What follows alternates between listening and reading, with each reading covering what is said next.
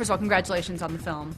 And it definitely seems like a wonderful thing to be part of. I know you're fresher off of Eclipse, and here we are talking about New Moon, so we can go back and forth a little bit, but let's talk for right now about your time in Italy and what that was like shooting in this beautiful medieval walled city.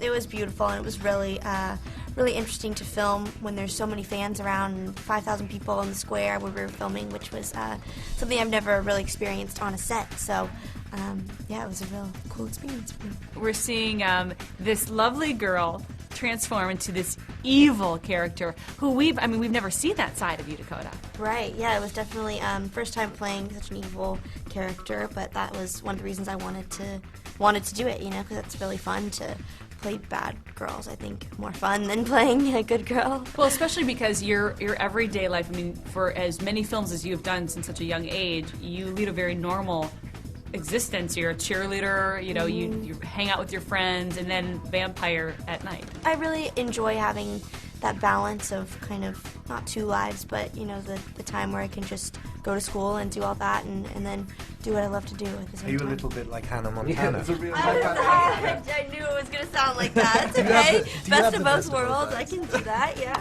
At school, people kind of just leave you alone in terms of the film career, and they just treat you like any other student? Well, I go to a small private school, so it's not like it's, thousands and thousands of kids. So, right. And I think when you go to school in LA, people are kind of familiar with that, so it's not really that big of a deal. Let's talk about the red eyes, because were the contacts, you all have beautiful eye color. Were the contacts horribly uncomfortable? Not really, no. And we had Marcine there too, the lens tech. Every 5 minutes she'd come around, everybody want drops, and it was really great. They took great care of us, but putting those eyes in is amazing. Like, you'd walk to craft services and you'd grab a donut, turn around, and somebody would look at you and they'd, whoa, and you're just like walking away eating a donut, Well, that's how They it do was. decrease your vision, though. They do make your peripheral vision much less. I actually fell over. No one saw that. Describe that. What happened? So basically, because there's so much red, your pupils aren't as No vision. Yeah. Okay. So you just like see that. there and there, and that's about it. kind of creepy. In the Underworld films, I have to wear sometimes I have to wear contact lenses that are the size of half a golf ball. So compared to those, these were really easy. A walk in the park. Yeah. So what did you trip over? It was a cable on the floor. Easy enough to trip over.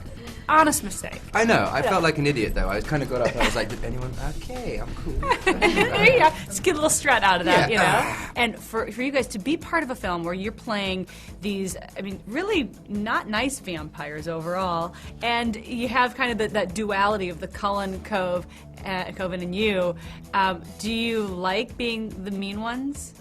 I don't feel I'm mean in the film at all. No. Do you feel we're mean? No, I think There's we're nothing wrong there with for a us. purpose. Yeah. We're just, we're the royal family. True. And we have to, vampires can be an unruly There are bunch. rules. There are rules that vampires must follow. You've got to put down a line, and then you've got to, make sure that people are punished if they go beyond that line. Otherwise, it would just be chaos. There'd be vampire chaos. Chaos, let's call it. There'd be going chaos. on all everywhere. It'd be terrible. And Michael, you interpreted your character in such an interesting way because, as Chris White said when I was sitting here talking with him, there's this strange, endearing, frightening, all wrapped up into one, just with a touch of a hand. I like the idea of someone who thinks of himself as being a nice, sweet, cuddly grandmother type, and yet is actually a psycho killer underneath. I like that idea. So I like the idea of playing someone who's sort of quite soft, quite loving, and thinks of himself as being very sentimental, and then likes to pull people's heads off. What do you think about being vampires in a film that has really spawned a resurgence in vampire TV shows and phenomenon and excitement about vampires? It's great, It seems, Stephanie's books have come at a time now where I think, young people needed something to reconnect with.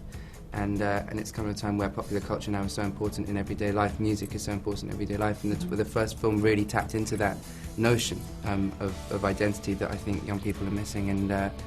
And so it's great to be involved in it. It's wonderful that we can be a part of it. It's wonderful to be able to work full stop. To be able to act is a great thing, but then to be involved in such a sort of culturally changing piece of cinema is really good. Anything that kind of connects with people's imaginations and their hearts so much, and that's what's wonderful about these stories. I think is that it's great fantastical elements and supernatural elements and magical elements, but also just really moving and really touching, and it kind of really seems to speak to people's hearts. So it's wonderful to be in something that does both of those. Just being in a film where two of your main stars, in Rob and Kristen, are so sought after by the paparazzi. Every time you go out, it's pandemonium. How did you deal with that when you were out with them? I don't actually like them very much. I didn't go out with them at all, so I didn't have to deal with it. You didn't have to deal with it. Well, remember we went bowling on New Moon? We went out bowling and it was fine. Like, the people were actually trying to, I guess they didn't really, they didn't the alley, know. though. Yeah, they closed the helps. alley. No, they didn't. They were closing. Yeah, and then they left it open. They were closing for and they us. left it open for us. That was about it. But I don't think that was because they knew who we were. Yeah, I think it wasn't they were just because nice we, people. Yeah, the one like son was just like, no, leave it open, and his dad was just like, no, they have to be out of here. And then the guy would come back, it's fine, he's just having an attitude problem. And, but there were no paparazzi, nobody outside. So I mean, it has its moments.